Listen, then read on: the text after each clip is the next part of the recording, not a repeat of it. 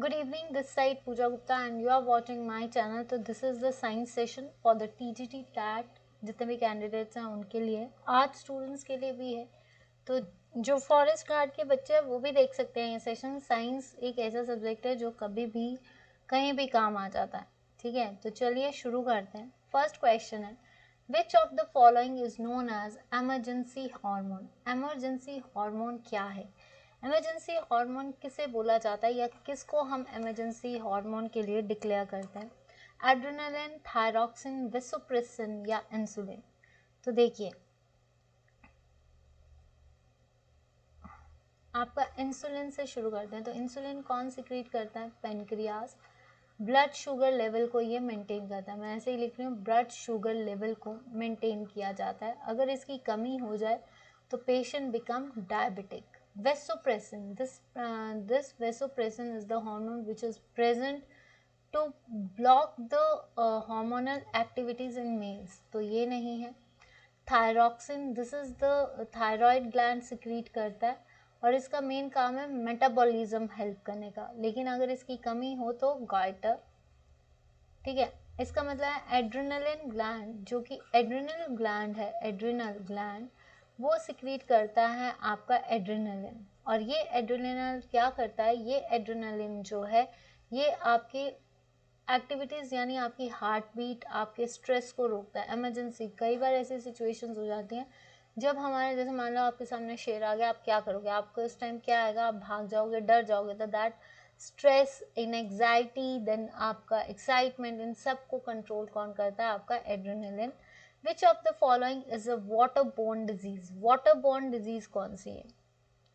देखिए, water borne disease diabetes तो नहीं है, ये तो इंसुलिन हार्मोन से होती है, ठीक है। इंसुलिन हार्मोन की कमी होने से होती है। स्मॉल पॉक्स, इसको डिस्कवर किसने किया था? एडवर्ड जेनर ने, ठीक है। मलेरिया, मलेरिया होता है फीमेल एनोफ्लिस मॉस्किटो के काटने से, ठीक है। तो आंसर इज कॉलरा। कॉलरा जो है ये होती है वाटर बॉर्न डिजीज, ठीक है, जिसको हिंदी में हैजा बोलते हैं। In a refrigerator a cooling system should always be, जो आपका कंप्रेशर होता है कूलिंग सिस्टम में, वो रेफ्रिजरेशन जो होता है कूलिंग सिस्टम का, वो क्या होता है? टॉप पे होता है, बॉटम पे होता है, मिडल पे होता है, या कैन बी एनीवेयर? जो इसके अंदर रेफ्रिजरेटर के अंदर कंप्रेसर होता है, कंप्रेसर की जो मोटर होती है, ठीक है, कंप्रेसर मोटर जो होती है वो देती है इसमें कूलिंग इफेक्ट, ठीक है। तो ये जो है ये कहाँ पे होता है? बॉटम में, क्योंकि अगर कंप्रेसर व्हेनेवर, ये इसका जो कंप्रेसर है इसमें जो थर्मोस्टेट है वो कूलिंग का करता है, तो जो कंप्रेसर है ये हमेशा बॉटम एट द बैक, कहाँ पे होता है? बॉटम में होता है। Which of the following travels in glass with minimum speed. इसमें से कौन सी ऐसी लाइट है जो सबसे धीरे चलती है? Travels in speed, minimum speed. Yellow light, green light, violet light या आपकी रेड लाइट? देखिए, कौन सी ऐसी, आपको पता है कि जैसे ग्लास मीडियम होता है वैसे ही आपका एयर मीडियम होता है। तो जब भी कोई चीज़ ग्लास से ट्रेवल करेगी तो वो उसमें जो लाइट है मिनिमम स्पीड पे क्या आएगी? क्योंकि आपको पता है ये विबग्योर है, विबग्योर में सबसे ज़्यादा वेवलेंथ होती है रेड की, तो ठीक है। तो जितनी ज़्यादा वेवलेंथ उतनी फ्रीक्वेंसी कम होती है, ठीक है। जितनी ज़्यादा वेवलेंथ होती है, अगर वेवलेंथ इस साइड है तो फ्रीक्वेंसी इस साइड होगी। तो आपने ये पूछा है कि किसकी स्पीड कम होती है, तो वो है आपकी violet. Answer is violet. Next, major source of sugar in the world is. सबसे ज़्यादा शुगर वर्ल्ड में या कौन कौन से सोर्स हैं शुगर के वर्ल्ड में? Sugar cane, beet root, palmyra palm. ये जो पाल्मेरिया पाम है ये कहाँ पे होता है? इसको मैं आपको बता दूँ, ये जो पाल्मेरिया पाम है ये आपका पाम ट्री है, एक तरह से पाम ट्री है जो बेसिकली जो है आपकी शुगर प्रोडक्ट है। तो यहाँ पे ये तीनों जो हैं आपके क्या आएंगे? आपके source of sugar. Which fruit crop contributes maximum to the total food production in India. कौन सा ऐसा फ्रूट है जो सबसे ज़्यादा टोटल प्रोडक्शन इंडिया में, भारत के कुल फसल उत्पादन में कौन सी फसल है जो सर्वाधिक योगदान देती है? एप्पल, बनाना, सिट्रस या मैंगो? तो इसमें सबसे ज़्यादा जो आपको देती है वो है आपका कि टोटल मतलब सबसे ज़्यादा मैक्सिमम प्रोडक्शन जो होती है वो मैंगो की होती है, सिट्रस की होती है, एप्पल की नहीं होती, सिट्रस की नहीं होती है। अब आपको बताना है कि बनाना या मैंगो, ठीक है। तो सबसे ज़्यादा अगर देखी जाए तो वो होती है मैंगो की होती है 45% और बनाना की होती है 6%, ठीक है, 26%। सबसे ज़्यादा किसकी हुई? मैंगो की, ठीक है। Plants that grow in shade are, plants जो शेड पे, हेलोफाइट्स जो कि सलाइन पे ग्रो करते हैं, लिथोफाइट्स जो लैंड पे ग्रो, ऑक्सैलोफाइट्स होता है जो कि एसिड, खासकर जो सॉइल एसिड होती है ना उसमें। Answer is शियोफाइट्स। स्कायोफाइट्स जो होते हैं जिसमें प्लांट्स जो हैं वो शेड में रहते हैं। Mushroom have a significant amount of vitamin A, vitamin B1, B2, BC। तो विटामिन ए नहीं, रेटिनॉल बोलते हैं, ठीक है। विटामिन B1 नहीं, आंसर इज आपका सबसे ज़्यादा जो होती है वो किसके अंदर होती है? विटामिन B2 या विटामिन C? तो ये होती है सबसे ज़्यादा विटामिन बी में इसको, ठीक है। तो आंसर इज B2। नेक्स्ट आता है the pH of wine is, wine की pH कितनी होती है? तो अगर हम वाइन की pH बोलें तो कितनी जाएगी? देखिए वाइन की जो pH होती है, मैंने उस दिन भी बताया था, pH की डिस्कवरी की है सॉरेसन ने की है pH की, जो कि नेगेटिव लोगरिथम बताता है। और इस साइड से लेकर इस साइड तक ये जो 7th है ये न्यूट्रल बताता था। और आपकी इस साइड होता है एसिडिक, इस साइड होता है येलो, आपका बेस साइड। तो आपका जो पूछा गया है कि pH ऑफ आयन, जो pH ऑफ आयन होती है वो 2.9 से लेकर आपकी कितनी रहती है? 4.2 तक। और मैपल सिरप जो होता है वो 6.2, तो ये 2.9 से 4.2 तक ये रहती है। Which hydrocarbon is mainly present in गोबर गैस? कौन सा हाइड्रोकार्बन? पहली चीज हाइड्रोकार्बन क्या होते हैं? Carbon and hydrogen. Butane, butane जो होती है ये एलपीजी में होती है, ब्यूटेन एंड प्रोपेन, या मीथेन? तो प्रोपेन नहीं, butane and propane as an LPG. सबसे ज़्यादा गैस कौन सी होती है आपकी? मीथेन। कौन सी होती है? मीथेन। और जब इसको कंप्रेस करो तो इसमें से क्या निकलती है? पॉल्यूशन फ्री गैस, ठीक है, थेन ही निकलेगी। Iron rust in the presence of, जब रस्ट होती है तो आयरन कौन सी लेयर बनाते हैं? That is 2H2O, x molecules of H2O। Vacuum, moisture, oxygen या बोथ? तो जब भी लोहे पे जंग लगता है तो उस टाइम पे क्या होता है? उस टाइम पे आपके मॉइस्चर और ऑक्सीजन सबसे ज़्यादा होती है, जिसकी वजह से उसको जंग लगता है। और इसको हम ठीक कैसे करते हैं? गैल्वेनाइजेशन और ग्रीजिंग के बेसिस पे। Sodium salt is, soap is the sodium salt of stearic acid, carbolic acid, picric acid या अमाइल अल्कोहल? तो अगर हम बात करें आपकी, देखिए अमाइल अल्कोहल जो होती है, एनी कोई भी आपके 8 अल्कोहल्स है ना उनको मिलाकर, ठीक है। पिक्रिक एसिड, पिक्रिक एसिड जो होता है इसको हम बोलते हैं 2,4,6 tri nitro phenol, try nitrophenol, जो कि एक एक्सप्लोसिव का काम करता है। कार्बोलिक, कार्बोलिक जो होता है ये है आपका फिनॉल, ये क्या है? आपकी फिनॉल, जो कि बेंजीन रिंग के ऊपर OH, ठीक है। नेक्स्ट स्टेरिक, तो आपके पास ऑप्शन क्या बचे? स्टेरिक एसिड, जो कि sodium salt of stearic, sodium salt of stearic and stearic acid और palmitic acid. This is C5, C15, H22, COON, ठीक है, C17, H35, COON, इस तरह के formulas. The process of extracting metal from their ores, ऐसी process जिसमें हम कच्चे मटेरियल से मेटल बनाते हैं वो क्या है? मेटलर्जी। एक्सट्रैक्शन होता है प्योर मटेरियल को निकालना, जो प्रोसेस जिसमें मेटल्स को निकाला जाता है that is called metallurgy. Reduction नहीं है, that is the loss of hydrogen atoms. None of these. ठीक है, तो ये तो आएगा नहीं। ब्लीचिंग पाउडर, ब्लीचिंग पाउडर को कैल्शियम ऑफ लाइम, ठीक है, या इसको calcium oxychloride bleaching powder.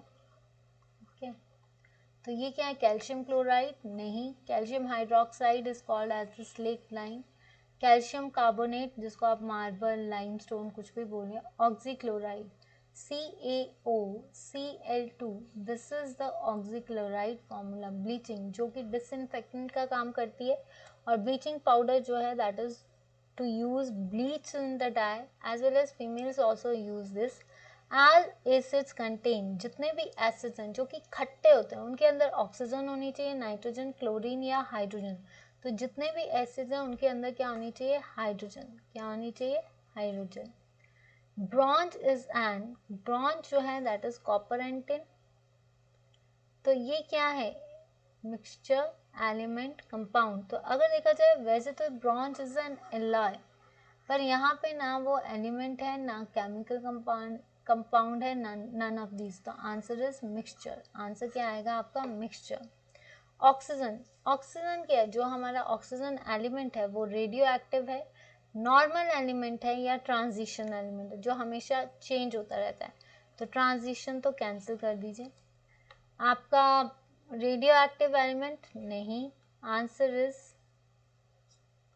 Normal element. ये क्या है आपका? Normal element. इसको कैल्कोजेंस की फैमिली बोलते हैं, कैल्कोजेंस, जिसको डायरेक्टली हम ओर्स लेते हैं। नेक्स्ट आता है which of the following terms are unitless. इसमें से कौन सी टर्म जो है वो यूनिटलेस है? मोलैलिटी, मोलैरिटी, मोल फंक्शन, या नन ऑफ दीज। तो यूनिटलेस जिसमें यूनिट्स नहीं लगते, देखिए मोलैलिटी और मोलैरिटी। मोलैरिटी जो कि आपका 1000 किलोग्राम्स में आता है, molality that is the way, ठीक है, जो आपका मोलैलिटी है वो भी नंबर ऑफ इक्विवेलेंट्स को ढूंढता है। आंसर इज मोल फ्रैक्शन, इसकी कोई यूनिट्स नहीं होती। The number of water molecules is maximum इन, सबसे ज़्यादा वाटर मॉलिक्यूल्स कहाँ पे होंगे? तो अगर हम इसका आंसर देखें कि सबसे ज़्यादा वाटर मॉलिक्यूल्स कहाँ पे होंगे, तो अगर इसका हम फॉर्मूला देखें, देखिए कभी भी अगर ऐसा क्वेश्चन आए तो नंबर ऑफ वाटर मॉलिक्यूल्स पूछे, सबसे पहले आपको एवोगाड्रो नंबर पता होना चाहिए 6.6023, ठीक है। आपको ये पता होना चाहिए 6023 इंटू 10⁻23 मोल्स, ये आपको एवोगाड्रो नंबर का वैल्यू पता है। Is maximum in 1.8 gram of water, 18 moles of water, या 18 मॉलिक्यूल्स ऑफ वाटर, या 18 ग्राम्स। तो देखिए अगर हमें पता है कि एक मोल के अंदर कितने होते हैं 6.20 इंटू 10⁻34, फिर अगर एक मोल पे आ गया तो आपके कितने मोल्स हैं? आपके मैक्सिमम मान लीजिए आपके 18 हैं, तो 18 और ये क्या करोगे आप इसको मल्टीप्लाई करोगे 1034 से, तो ये जो स्टेप है ये नहीं होगा, ठीक है।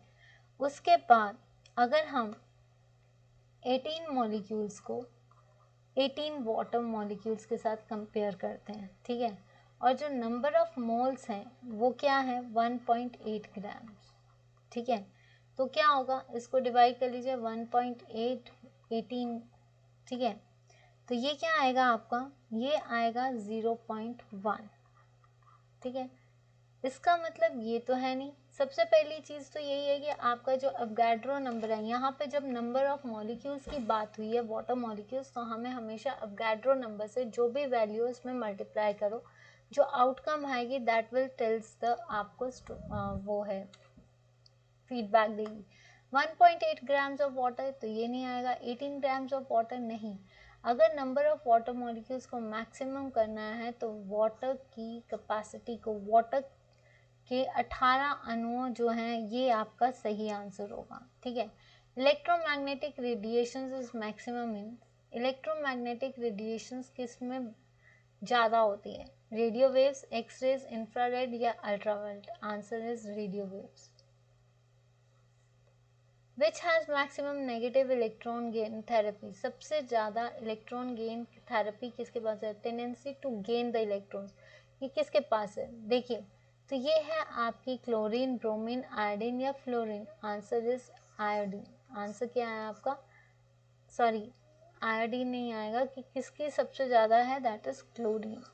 सबसे ज़्यादा क्या है, क्लोरीन। देखिए फ्लोरीन का साइज छोटा है, ठीक है, और क्लोरीन जो है उससे बड़ा है, तो इसमें क्या है, पी ऑर्बिटल्स हैं।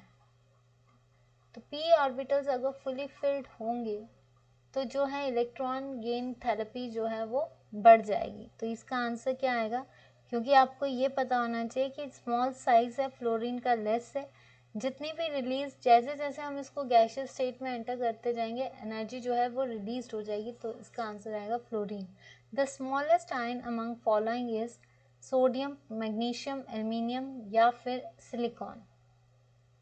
तो स्मॉलेस्ट आयन एक्सचेंज जो है इसमें क्या है, देखिए स्मॉलेस्ट साइज का कि जैसे जैसे हम नीचे जा रहे हैं शेल्स बढ़ते जा रहे हैं और साइज जो है वो सेम है, पर आपका साइज बढ़ता जा रहा है। जब हम इस साइड को जा रहे हैं साइज रिड्यूस हो जाता है, जैसे ही हम डाउन को जाएंगे तो न्यूक्लियर चार्ज कम होगा। तो जब न्यूक्लियर चार्ज कम होगा तो ये एग्जिबिट क्या करेंगे, आपके एल्यूमिनियम आयंस, ठीक है। The pyramidal geometry is associated with, जो पिरामिड ज्योमेट्री होती है वो किसके साथ है, H2O के साथ नहीं, CO2 के साथ नहीं, CH4 के साथ नहीं। Answer is NH3।